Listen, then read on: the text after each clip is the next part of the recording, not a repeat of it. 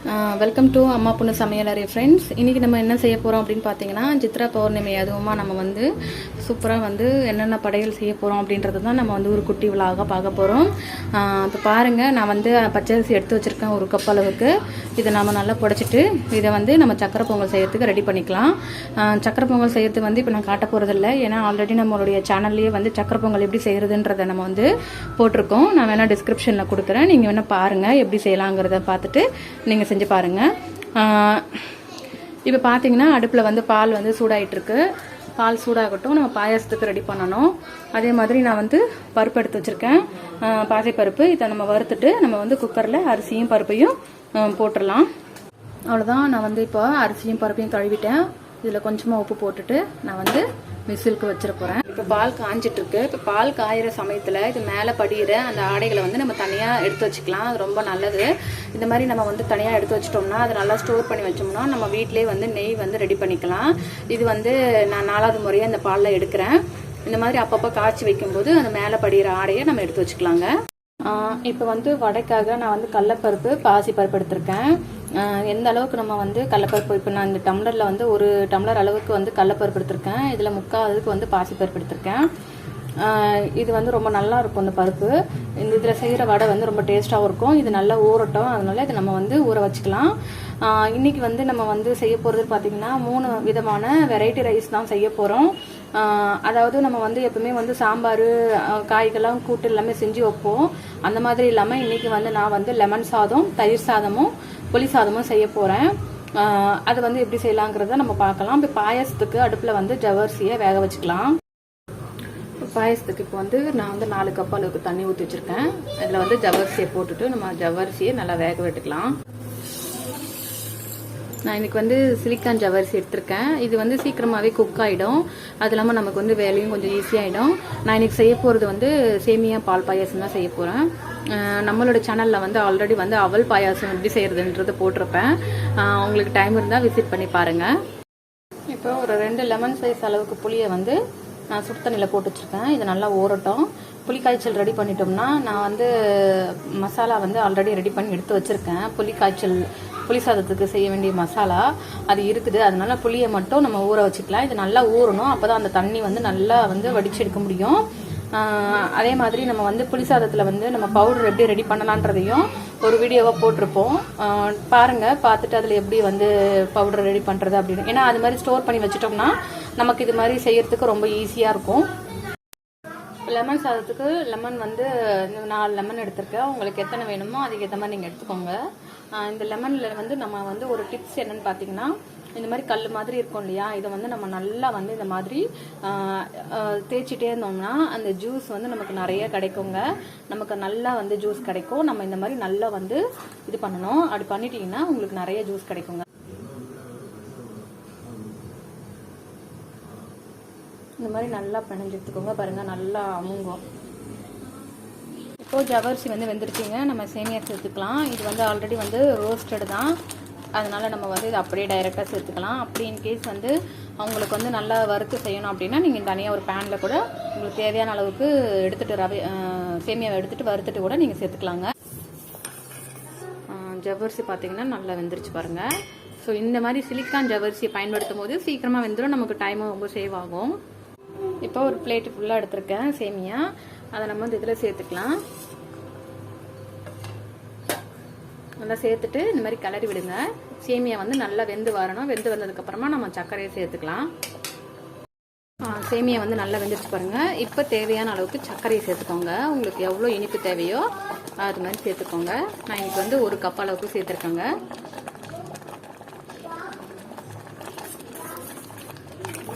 இதை சேர்த்துட்டு நம்ம கொஞ்சம் நேரத்தில் ஆஃப் பண்ணிக்கலாம். ஏன்னா வந்து எல்லாமே வெந்துருச்சு, அதனால வந்து சர்க்கரை கரைஞ்சதுமே நம்ம ஆஃப் பண்ணிக்கலாம்.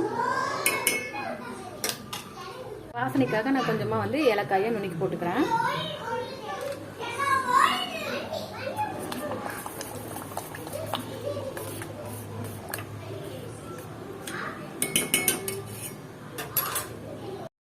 இப்போ பொங்கல் வந்து நல்லா வெந்துருச்சுங்க. பார்த்தீங்கன்னா தெரியும் உங்களுக்கு எந்த அளவுக்கு வெந்திருக்கு பாருங்கள். நல்லா இதை நல்லா வந்து மசிச்சு விட்டுக்கலாம். நல்லா மசிச்சு விட்டாச்சு. நம்ம இது வந்து பாகு ரெடி பண்ணி இதில் ஆட் பண்ணிக்கலாம். ஆற வச்சிருக்க பாலை வந்து நான் பாயசத்தில் சேர்த்துக்கிறேங்க. அவ்வளோதான், பாயாசம் வந்து ரெடி ஆகிடுச்சு. இப்போ நம்ம வந்து நெய்யில் வந்து முந்திரி பருப்பு திராட்சை பருப்பை வறுத்துட்டு நம்ம இதில் சேர்த்துக்கலாம். இப்போ இது தனியாக நம்ம வச்சிடலாம். இப்போ ஒரு கப்பு வெல்லத்தை வந்து ஒரு கப்பு வெல்லத்தை வந்து போட்டிருக்கேங்க. இது கூடவே வந்து ஒரு 1/4 கப் அளவுக்கு தண்ணி விட்டுருக்கேன். இந்த வெல்லம் கரைஞ்சதுமே நம்ம வந்து பொங்கலில் ஊற்றிக்கலாம். இது நல்லா கரையணும். கரைஞ்சதுக்கப்புறமா நம்ம வடிகட்டி சேர்த்துக்கலாம். கொஞ்சமாக ஏலக்காய் தூவிக்கிறேன். இப்போ அடுப்பில் வந்து நெய் வச்சுருக்கேங்க, தாளிச்சிக்கலாம். நான் வந்து ஒரு கப் போல் முந்திரி எடுத்திருக்கேன். முந்திரி சேர்த்துக்கலாம். வந்ததும் உடனே எடுத்துடலாம், இல்லைன்னா ரொம்ப தீஞ்சு போயிடும். இதுலேயே வந்து நம்ம திராட்சை சேர்த்துக்கலாம். திராட்சை வந்து உப்பி வந்ததுமே நம்ம கொஞ்சமாக எடுத்து வச்சுட்டு மிச்சத்தை நெய்யோடு சேர்த்து நம்ம வந்து பொங்கலில் ஊற்றிக்கலாங்க. இப்போ பொங்கலில் சேர்த்தாச்சு. இதை நம்ம நல்லா கிளறி விட்டுட்டு நம்ம வந்து வேறு ஒரு பாத்திரத்தில் மாற்றி வச்சுக்கலாம். பொங்கல் வந்து ரெடி ஆகிடுச்சு, பாயாசம் ரெடி ஆகிடுச்சு. இப்போ சாதம் வந்துருச்சுன்னா நம்ம வந்து கலந்த சாதத்தை ரெடி பண்ணிக்கலாம். அவ்வளோதான். சாதம் வந்து வடிச்சாச்சு. இது வந்து ஒரு பேசனில் கொட்டி வச்சுருங்க. கொட்டி வச்சுட்டு நல்லா ஆற விடுங்க. அப்போ தான் வந்து இந்த மாதிரி கலந்த சாதம் செய்யும்போது நல்லாயிருக்கும். இப்போ நான் இதை வந்து ஃபேன் காற்றுலையோ இல்லைனா ஒரு ஓரமாக ஓப்பன்லேயோ வச்சுருங்க. அப்போ தான் நல்லா ஆறணுங்க. அவ்வளோதான். இப்போ வந்து நம்ம சாதம் வந்து ஆற வச்சாச்சு. இப்போ புளி சாதத்துக்கும் லெமன் சாதத்துக்கும் நம்ம ரெடி பண்ணிக்கலாம். இப்போ அடுப்பில் வந்து கடாய் சூடாயிட்டு இருக்கு. நம்ம புளி கரைச்சலை ஊற்றி நம்ம அதை கொதிக்க விடலாம். அதோட பச்சை வாசனை போகிற வரைக்கும் அது கொதிக்கணும். அதனால் வந்து இது ஒரு பக்கம் வச்சுட்டு அடுத்து நம்ம லெமனை இது பண்ணிக்கலாம். அதுக்கு மெயினாக எல்லாத்துக்குமே இப்போ தயிர் சாதத்துக்கும் லெமனுக்கும் புளி சாதத்துக்கும் எல்லாத்துக்குமே நம்ம வந்து கடலைப்பருப்பு சேர்ப்போம், வரமிளகா சேர்ப்போம், கருவேப்பிலை சேர்ப்போம். கூட வந்து நம்ம புளி சாதத்துக்கு வந்து அந்த மசாலா சேர்ப்போம். அதே மாதிரி தயிர் சாதத்துக்குன்னு பார்த்தீங்கன்னா இதே மாதிரி தான் கடலைப்பருப்பு, வரமிளகா தாளிக்கிறதுக்கு தேவைப்படும். இதெல்லாம் எடுத்து வச்சுக்கலாம். இப்போ வந்து நம்ம எப்படி வந்து புளி சாதத்துக்கு கரைச்சல் ரெடி பண்ணலான்னு பார்த்துக்கலாம் வாங்க. காஞ்சிருச்சு. நான் கடுகு சேர்த்துக்கிறேன். கடுகு பொரிஞ்சதும் நான் 2 டேபிள் ஸ்பூன் அளவுக்கு மல்லாட்டை சேர்த்துக்கிறேன். அளவுக்கு கடலைப்பருப்பு, 4-5 வரமிளகா. கொஞ்சம் செவந்ததுமே நம்ம புளி காய்ச்சல ஊற்றிக்கலாங்க.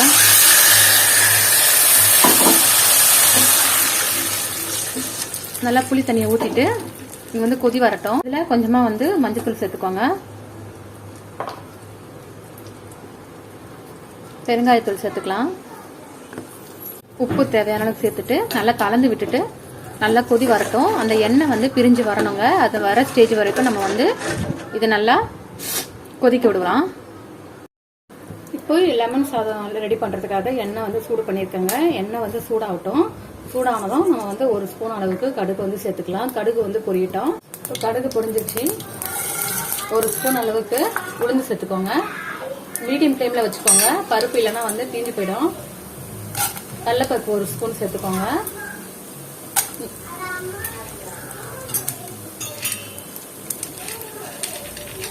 வறுத்த வேர்க்கடலை அதையுமே சேர்த்துக்கலாம். இது எல்லாமே வந்து ஆப்ஷனல் தாங்க. கடலைப்பருப்பு உளுந்து எப்பவுமே சேர்ப்போம். வேர்க்கடலை சேர்க்கறதுன்றது உங்களோட விருப்பம் தான். இப்போ கிள்ளி வச்சிருக்க வரமிளகாவை சேர்த்துக்கலாம். கருவேப்பிலை சேர்த்துக்கோங்க. இதுக்கெல்லாம் வந்து கொஞ்சம் எண்ணெய் வந்து தாராளமாகவே சேர்த்துக்கலாம். ஏன்னா கலந்து சாதம்ன்றதுனால தாராளமாக சேர்த்தாதான் நல்லா இருக்கும். இப்போ இதில் வந்து பெருங்காயத்தூள் சேர்த்துக்கலாம். உப்பு சேர்த்துக்கோங்க. மஞ்சள் தூள் சேர்த்துக்கலாம். இப்போ இது பார்த்தீங்கன்னா எல்லாமே செவந்து போயிடுச்சு. இப்போ நான் வந்து ஸ்டவ்வை வந்து ஆஃப் பண்ணிடுறேன். ஆஃப் பண்ணிட்டு நம்ம வந்து பிழிஞ்சு வச்சிருக்க லெமன் ஜூஸை ஆட் பண்ணிக்கலாம். அடுப்பு ஆன்லைன் வச்சு நம்ம சேர்க்கக்கூடாது. ஏன்னா வந்து கசப்பு தன்மை வந்துடும். இந்த மாதிரி இருக்கும்போது ஆஃப் பண்ணிட்டு நம்ம வந்து லெமன் ஜூஸ் ஆட் பண்ணிட்டோம்னா லெமன் இது வந்து ரெடி ஆகிடும். இப்போ நம்ம வந்து இதில் ரெடியாக வந்து சாதத்துக்கு நம்ம கலந்துக்கலாம். பார்த்தீங்கன்னா இதுதான் வந்து அந்த புளி சாதத்துக்கு நம்ம கலக்க போகிற பவுடரு. இதை வந்து நம்ம எப்படி ரெடி பண்ணுறதுன்றதை அந்த வீடியோவில் போட்டிருப்போம். முடிஞ்சால் நீங்கள் போய் பாருங்கள். இப்போ வந்து நம்மளுடைய புளி காய்ச்சல் வந்து நல்லா கொதிச்சு வந்துட்டுருக்கு. எண்ணெயெல்லாம் பாருங்கள் நல்லா வந்து பிரிஞ்சு வந்துட்டுருக்கு. இப்போ வந்து உங்களுக்கு தேவையான அளவுக்கு பவுடரை நம்ம இதில் சேர்த்துக்கலாம். நான் வந்து இப்போ 2 ஸ்பூன் அளவுக்கு மட்டும்தான் சேர்க்க போகிறேன். வந்து இந்த மாதிரி புளி வந்து ரெடி ஆனதுக்கு அப்புறமா சேருங்க. அப்போ தான் நல்லா இருக்கும் டேஸ்ட்டு. இப்போ பாருங்கள் கொஞ்சம் அந்த பவுடர் சேர்த்ததுக்கு அப்புறமா ஒரு திக்கான கன்சிஸ்டன்சிக்கு வந்துருக்கு பாருங்க, தெரியும் உங்களுக்கு. அவ்வளோதான். நம்ம இன்னும் ஒரே ஒரு நிமிஷம் மட்டும் இது கொதி வந்ததுமே நம்ம ஆஃப் பண்ணிக்கலாம். இப்போ தயிர் சாதத்துக்கு வந்து பார்த்தீங்கன்னா தயிர் வந்து நான் ஒரு 3/4 கப்பு தான் எடுத்திருக்கேன். இதை வந்து நல்லா இந்த மாதிரி பீட் பண்ணிக்கோங்க. நம்ம சேர்க்கறதுக்கு முன்னாடி நல்லா பீட் பண்ணிட்டோம்னா ஒரு க்ரீமியாக இருக்கும். இது வந்து புளிச்ச தயிர் கிடையாது. காலையில் தான் வந்து உரமோர் ஊற்றி வச்சது. அதனால் வந்து இது ரொம்ப புளிக்கும் இல்லை. அதனால் நம்ம வந்து பால் சேர்க்க வேண்டியது இருக்காது. இதை மட்டும் நம்ம அப்படியே ஊற்றிட்டு நம்ம கொஞ்சமாக தண்ணி ஊற்றி ஆட் பண்ணோம்னா நமக்கு வந்து தயிர் சாதத்தை ரெடி பண்ணிக்கலாம். இப்போ வந்து அடுப்பில் பேன் வச்சுருக்கேன். பேன் வந்து ஹீட் ஆனதும் நம்ம வந்து எண்ணெய் ஊற்றி சூடு பண்ணிக்கலாம். சூடு பண்ணதும் நம்ம தாளிச்சிக்கலாம். கடுகு போட்டுக்கிறேன். கடுகு பொரிஞ்சதும் உளுந்து, வரமிளகா, கடலைப்பருப்பு, இதுக்கு வேர்க்கடலை வேணும்னு நினச்சிங்கன்னா நீங்கள் ஸ்கிப் பண்ணிக்கலாம். சேர்த்துருக்கேன். இப்போ கருவேப்பிலை, இப்போ உப்பு சேர்த்துக்கலாம்.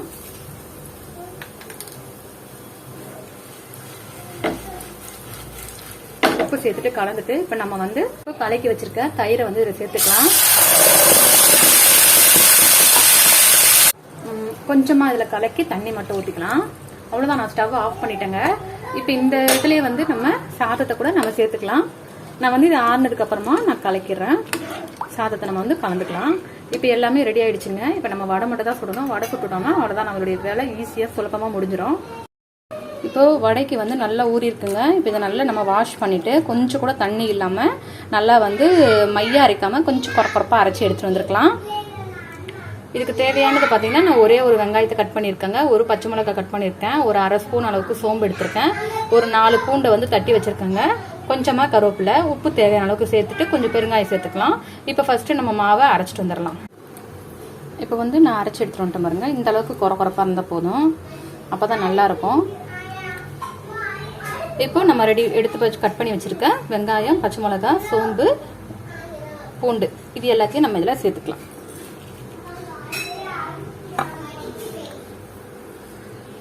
கட் பண்ணி வச்சிருக்க கருவேப்பிலை, கொஞ்சமாக பெருங்காயம், உப்பு வந்து இதுக்கு தேவையானது கொஞ்சமாக பார்த்து சேர்த்துக்கோங்க, நிறைய சேர்த்துறாதீங்க. இது பாருங்க, நான் நல்லா பிசைஞ்சிட்டேன். இப்போ வந்து எண்ணெய் காய வச்சுட்டு நம்ம வந்து பொரிச்சு எடுத்துக்கலாம். உங்களுக்கு எந்த அளவுக்கு தேவையோ அந்த அளவுக்கு எடுத்துக்கோங்க. நான் வந்து இப்போ இந்த அளவுக்கு தான் எடுக்க போகிறேன். எடுத்து நம்ம வந்து உருண்டை பிடிச்சி ஒரு பிளேட்டில் வந்து ரெடி பண்ணி வச்சுக்கலாம். இது பார்த்துங்க, இந்த அளவுக்கு தான் எடுக்க போகிறேன். பெரிய சைஸில் வேணும்னா நீங்கள் அதுக்கேற்ற மாதிரி எடுத்துக்கலாம். இப்போது நான் வந்து எல்லாத்தையுமே வந்து தட்டி வச்சுருக்கேன். ஒரு மீடியம் சைஸில் தான் நான் தட்டி வச்சுருக்கேன். உங்களுக்கு எப்படி வேணுமோ அதுக்கேற்ற மாதிரி நீங்கள் பார்த்துக்கோங்க. இப்போ வந்து எண்ணெய் வந்து காஞ்சிட்ருக்கு பாருங்கள். எண்ணெய் வந்து காஞ்சிட்ருக்கு. நான் வந்து ஒன்று ஒன்றா எடுத்து பொரிச்சு போட்டுக்கலாம்.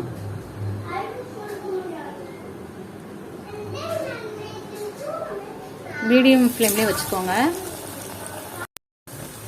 அவ்வளோதான், வடை நல்லா செவந்துருச்சு. எல்லாமே ரெடி பண்ணிட்டோம். இப்போ நம்ம எப்படி வந்து இலையில பரிமாறலான்றதையும் உங்களுக்கு இப்போ நம்ம காட்ட போகிறேன். அவ்வளோதான், நம்ம எல்லாமே ரெடி பண்ணிட்டோம். இப்போ என்னென்ன செஞ்சு வச்சுருக்கோன்றதை பார்க்கலாம் வாங்க. இப்போ பார்த்தீங்கன்னா நான் வந்து சாதம்லாம் ரெடி பண்ணி வச்சுட்டேன். இப்போ இது பாருங்கள், பாயசம் ரெடி ஆகிடுச்சு. ஒரு பக்கம் பொங்கலும் இருக்குது. இப்போ இதில் பார்த்தீங்கன்னா புளிசாதம் கலந்து வச்சுருக்கேன். இதில் பார்த்தீங்கன்னா லெமன் சாதம் கலந்து வச்சுருக்கேன். இதில் தயிர் சாதமும் கலந்து வச்சுருக்கேங்க. இதில் வந்து வடை சுட்டு வச்சாச்சு.